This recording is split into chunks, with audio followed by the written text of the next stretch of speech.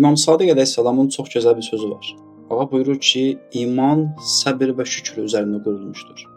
Bəs bu hədisə olan baxışımız, münasibətimiz necə olmalıdır? Yəni burada harda diqqət etməliyik? Yəni bir olmadan digər olsa belə kifayət etmir. Adi bir quşu düşünək.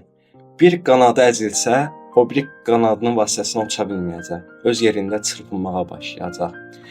Və tədricən müəyyən zamandan sonra o çırpınma nəticəsində özünü zədələyəcək.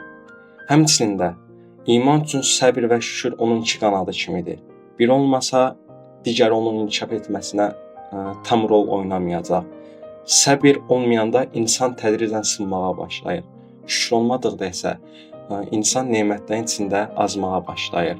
Onun üçün də iman təkcə inanmaqdan ibarət deyil.